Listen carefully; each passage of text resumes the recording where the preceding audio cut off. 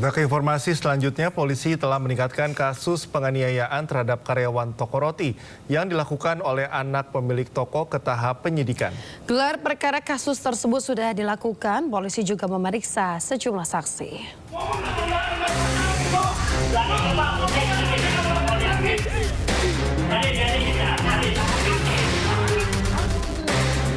Polisi telah meningkatkan kasus penganiayaan terhadap karyawan toko roti yang dilakukan oleh anak pemilik toko karena tidak mau mengantar makanan ke kamar pelaku ke tahap penyidikan.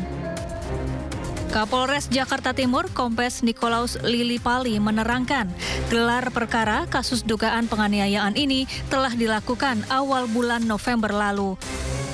Namun proses penyidikan membutuhkan waktu pengumpulan 2 alat bukti untuk mengambil langkah hukum dan menahan pelaku.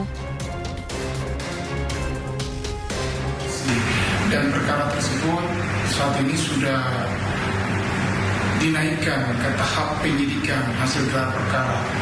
Jadi setelah dinaikkan tahap penyidikan inilah, maka kami akan melakukan langkah-langkah lanjutan, dan apabila alat bukti, minimal 2 alat bukti sudah terkumpul, maka kami akan melakukan upaya paksa terhadap pelaku itu sendiri.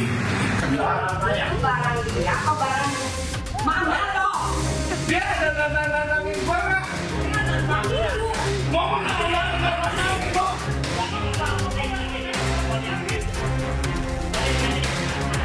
Sebelumnya viral di media sosial, seorang anak pemilik toko roti di Kelurahan Penggilingan, Kecamatan Cakung, Jakarta Timur, menganiaya karyawatinya.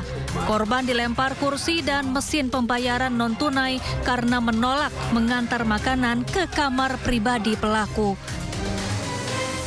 Akibat penganiayaan, korban mengalami luka lebam di beberapa bagian tubuh. Aksi penganiayaan direkam teman sesama karyawan. Dari Jakarta, Rio Manik, iNews melaporkan. Sopir penganiaya dokter koas di Palembang, Sumatera Selatan ditetapkan sebagai tersangka. Polisi menyebut motif pelaku menganiaya korban karena kesal dengan perilaku korban yang dianggap tidak sopan terhadap majikannya.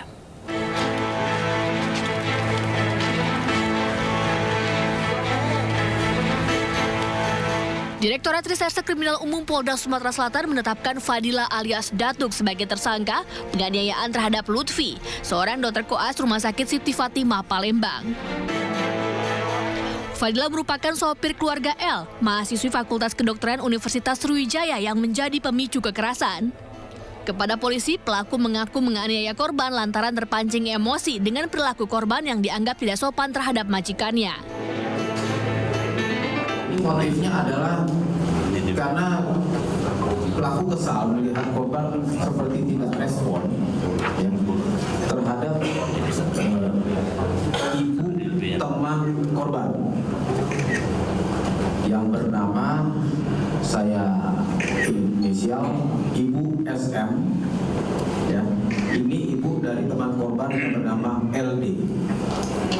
Sehingga pelaku emosi dan langsung melakukan penganiayaan.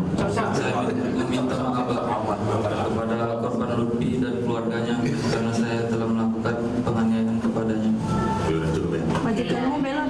Dan juga kepada keluarga Ibu Lina, Bapak Dedi dan Lady, saya meminta maaf yang satu-satunya karena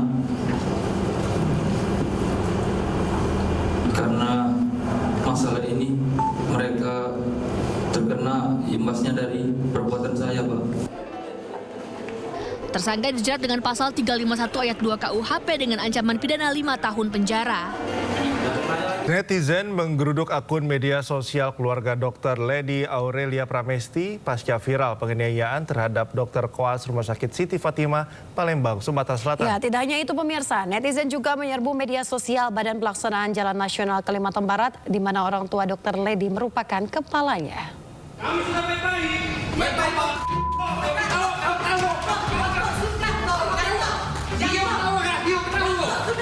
Geram dengan penganiayaan yang dialami Ketua Koas Rumah Sakit Siti Fatimah Dr. Lutfi Hadian yang dilakukan sopir keluarga sesama dokter koas, netizen menggeruduk akun medsos Badan Pelaksanaan Jalan Nasional Kalimantan Barat.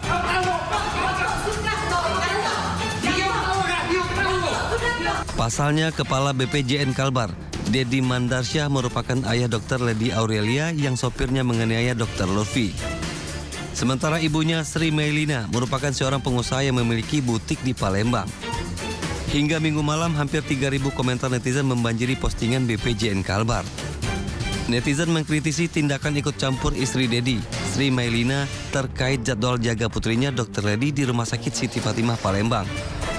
Menurut kuasa hukum keluarga Lady, Fadila bukan hanya seorang sopir, tapi juga memiliki hubungan keluarga dengan majikannya. Keterlibatan Sri Mailina menemui Dr. Lutfi untuk membicarakan jadwal jaga putrinya saat Natal dan malam tahun baru karena merasa anaknya tidak bisa mengkomunikasikannya dengan baik. Itu adalah sopir dan juga memang ada hubungan keluarga. Ibu Lina ini sebenarnya bertujuan untuk berkomunikasi. Mungkin dia menganggap anaknya tidak bisa berkomunikasi dengan rekan sesama mahasiswa, sesama peserta koas gitu. Kami merasa sangat kecewa juga dengan peristiwa ini dan merasa bahwa keadilan harus ditegakkan. Kami sudah melaporkan kejadian ini kepada kepolisian dan sudah ditindaklanjuti oleh pihak kepolisian. Semoga orang yang melakukan ini dapat dihukum sesuai dengan hukum yang berlaku di Indonesia. Pasca perawatan di rumah sakit, Dr. Lutfi dibawa pulang ayahnya ke Jakarta untuk pemulihan di rumah.